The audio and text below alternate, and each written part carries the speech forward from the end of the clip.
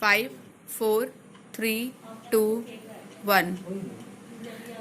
Madam, through you, I just wish to answer the queries of the Honorable Member.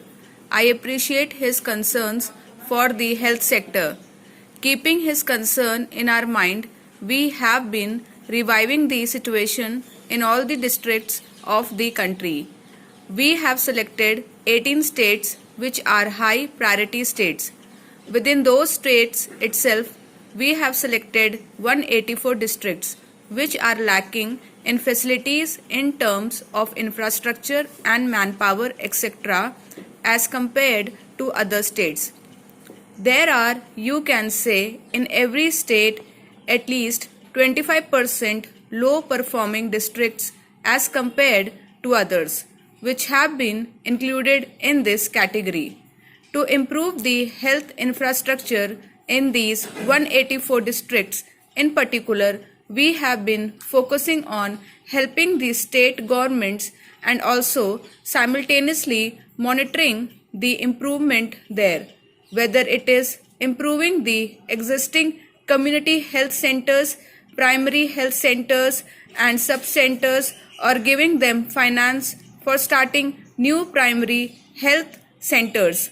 As per the population norms, it is because for us, lowering the maternal mortality rate and the infant mortality rate is a big priority area.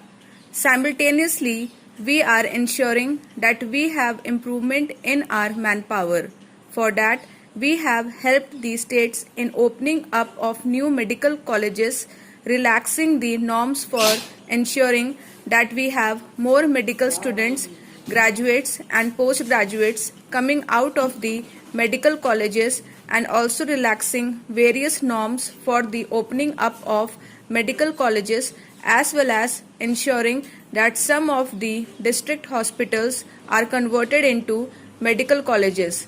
Also, for improving the manpower, we have given some incentives to the doctors who are serving in the rural areas.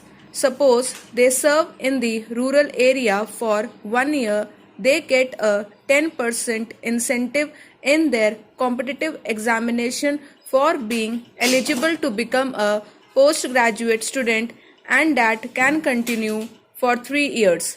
In fact, they could get up to 30% incentive. There are similar other incentives. There is 50% reservation or preference for doctors who are serving in rural areas. There are many more things like this, which we have been doing and which we propose to do. There is a continuous process of monitoring whereby we send our specialist teams through the center.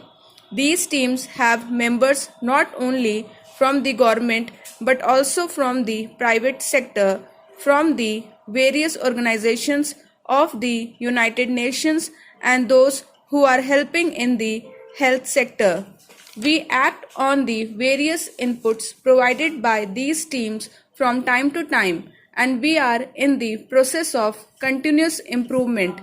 I agree with the honorable member's concern that there is definitely a need to further improve services in the primary health centers and more particularly in the rural areas as well as in the tribal areas.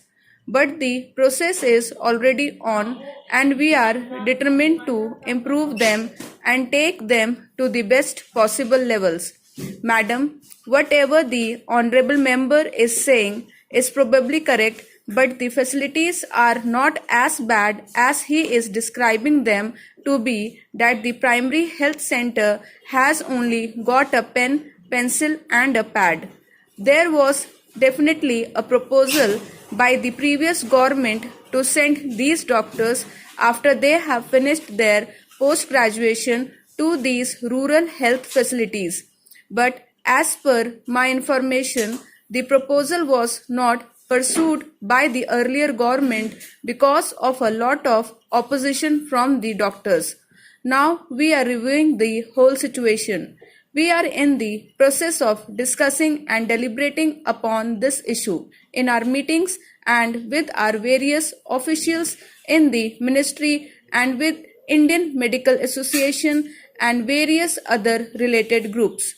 Now, we are positively thinking of sending the postgraduate students to these places while they are pursuing their post-graduation medical studies. During that period, we propose to send them to these places. I am sure that in the near future we shall be able to resolve this issue. It will certainly help in improving our manpower situation at the primary health centers. Speaker Madam, in our country, there are no proper health facilities for the people who are living in rural areas, particularly for tribals, Dalits, and other weaker sections. They do not have any infrastructure to go to hospitals as they live in hilly and forest areas. Understanding their problem, I introduced 108 Health Service in Karnataka when I was the Health Minister in 2008. Therefore, I would like to know from the Honorable Minister whether the government proposed to introduce his mobile health service in rural and tribal areas. Honorable Member, I wish to inform you that there is already a provision in our scheme in which we provide at least 5 mobile medical units in one district, and if there is a demand from the respective state government, then these mobile medical units are provided to the districts, particularly for the hilly and tribal areas or maybe those areas that are difficult to reach.